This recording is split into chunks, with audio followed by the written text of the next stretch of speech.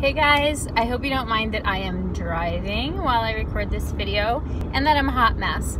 I've spent the bulk of the day, well, 4.5 hours in the car, and everybody is home and I'm back in the car to go get our dogs. So I thought that this would be a good time to chat, make sure that I touched base today regarding Keto Day 2 and just a little update on where I'm at and what I've seen. So number one thing that I learned today was, or is, the importance of planning, because I'm not over on carbs. I'm almost done with them, which is fine, but I've met my protein goal already and have eaten just over half of my calories, and the calories really are too low. So grass-fed beef is very high in protein. So the other thing that I had in my diet today that was very high in protein was an awesome product that Michael actually made that we sell on our website called Vegan Performance Power Blend, and that one scoop equals 25 grams of protein. So that's almost half of the goals for the day. And I mixed it with water. And that is pea protein, vegan pea protein, and then it's got it's got superfoods and tonic herbs that help support gastrointestinal health, lean muscle mass production, stamina, recovery, and detox. So really, really awesome stuff.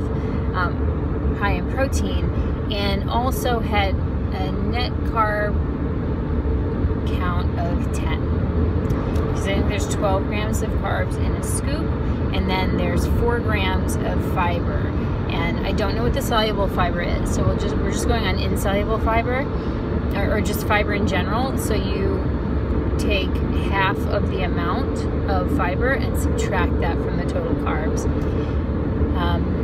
for a net of 10. So that definitely, between that and the burger, I was like pretty much maxed out on them. Anyway, plotting out the day so that it's broken up throughout the day, and also making sure that the fat content is higher than it's been, I think will help bridge that calorie gap. There's also some differences in the percentage breakdowns that I've seen. Now, what I was advised by my friend slash cousin-in-law, kind of,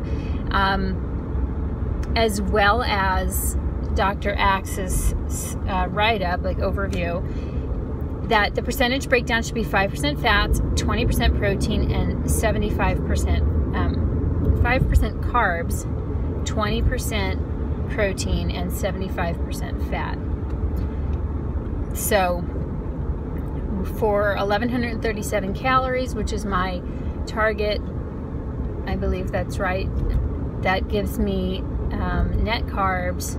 I'm doing net carbs now, which means that you factor in fiber that offsets the total carbs, so that you're getting an accurate, like a carb impact number, not just total carbs.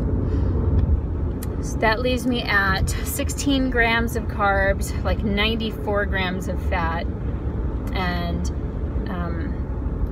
it wanted to put me at 64 or 67 grams of protein, but I have that down to 57. So 57 grams of protein.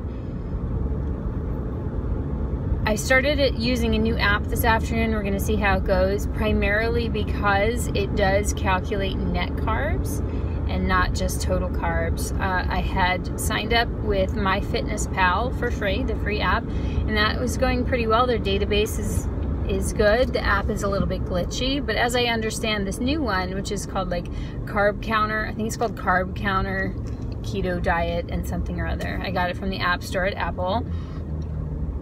And that one does allow you to do net carbs. Now their database seems a bit smaller, but it's got all the cool features like barcode scanning. It even has advanced technology where you can take a photograph of your plate. Let's say you're eating salmon and broccoli, and it will smart read what that food is and add it into your diary, and you can set your amounts.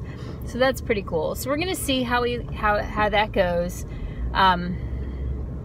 And I think I'll be adding a little bit more food than I would be doing with my FitnessPal because of the smaller database. But it's got excellent reviews, so I'm excited for that.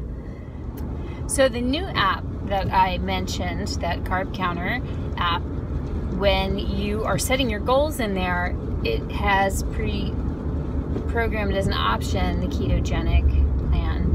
And their percentage breakdown suggestion is 5% carbs, 25% protein, and 70% fat. I know that there are some variations in the plan, and also, as I understand it, 20 grams of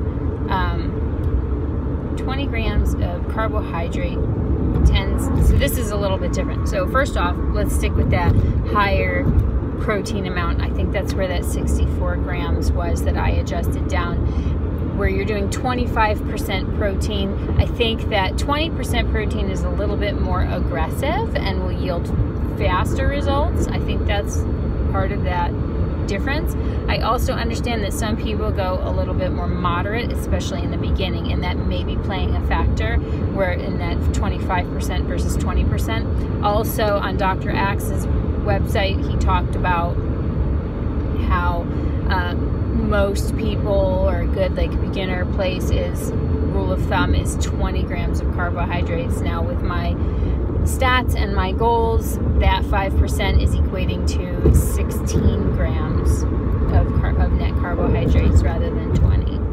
So those are the differences that I've seen. So my plan is to have some bone broth this evening, and also I'm definitely going to need to get some coconut oil in, and also I'm going to do some research on veggies and look for which veggies are high fiber and yield virtually no net carbs, so I can get some veggies in and I can put plenty of oil on those, and we should be able to bridge that calorie gap. So I feel fine. Definitely feel a little hungry. That's probably due to the low calories and the fact that this is day 2.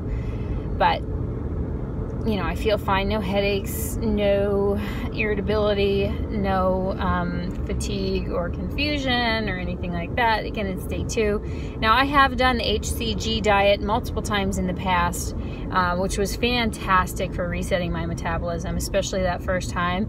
I really am a big fan of that for the reset, not for just, you know, continuously utilizing it as a diet for weight loss.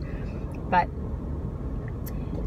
so, and that's 500 calories plus the HCG hormone utilizes the fat that's already on your body, the old fat, as energy. But I was off the walls with that, with energy the first time. So anyway, sitting in the car, bored and motionless, probably doesn't help for hunger. But like I said, I'm doing all right. And I have been drinking coffee and espresso, and I'm interested and excited to look up more information on that. As I mentioned, I'm going to do a video about caffeine and coffee on the keto diet, and does it help increase or ketone levels, or does it spike the blood sugar? Which is it? Also curious to figure out why espresso has 0 carbs and an Americano, which is simply espresso and water, is showing 2 carbs. That doesn't make very much sense to me. So I'm going to get to the bottom of that as well. Anyway, thank you for stopping by and watching. And if you are interested in learning more about keto and learning along with me, please like this video and subscribe. And if you hit that little bell icon next to subscribe, you will receive notifications every time a new video goes up, so you can stay on track with me. I'd love to hear about your experiences in the comments down below.